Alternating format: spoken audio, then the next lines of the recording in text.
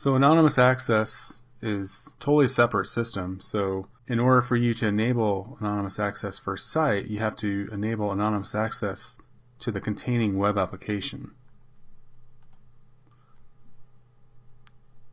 So when I say separate system, meaning it needs to be done through central administration. You can't just do it at the site collection level. In fact, not only does it need to be done in the web application, but every single site collection under that web application needs to be set to allow anonymous.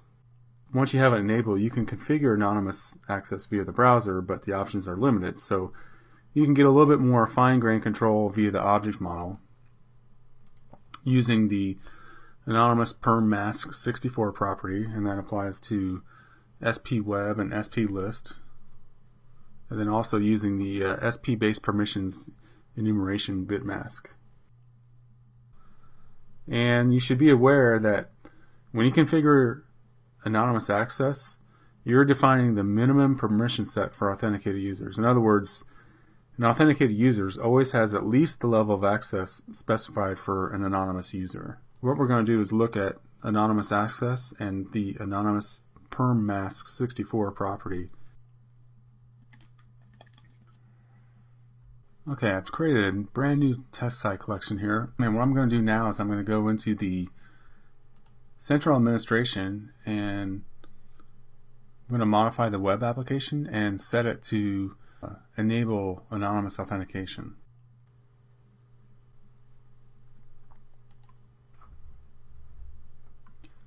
Okay, I'm going to select my web application. I'm going to go to authentication providers. I'll select my default zone, and we're going to check enable anonymous access and then save. Okay, so now the settings have been persisted. I'm going to go ahead and close this window.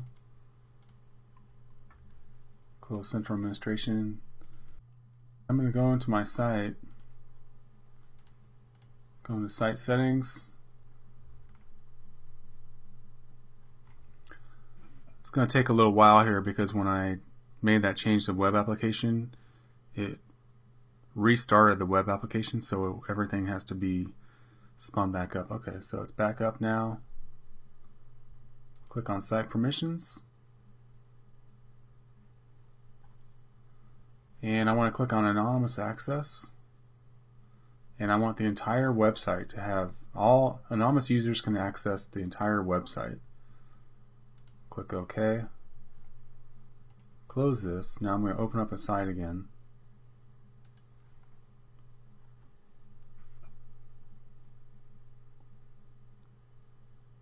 Notice how in the right hand corner, instead of showing my name, it says sign in. So that means I'm in anonymous mode right now.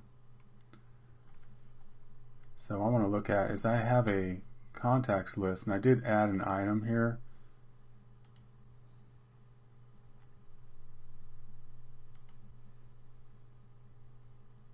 And notice how I can't really edit the item. I can't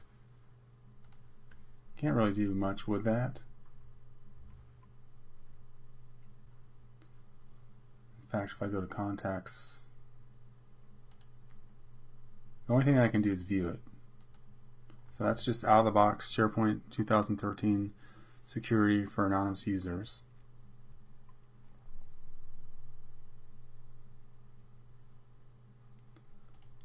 And if I view the item, I'm actually going to the form. Well, it's not really a form, but it's the view form, I guess. So what I want to do now, in code, just close this out.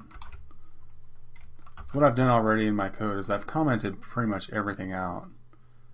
This is the same Visual Studio solution we've been working with. And I have some code that I just cut, and I'm going to paste it back in.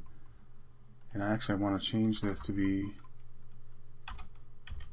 view form pages. So what this is doing is I'm setting the anonymous perm mask 64, and this is doing an XOR. I want to say, okay, the anonymous permission mask, get rid of view form pages, and then web updates. So I'm going to run this.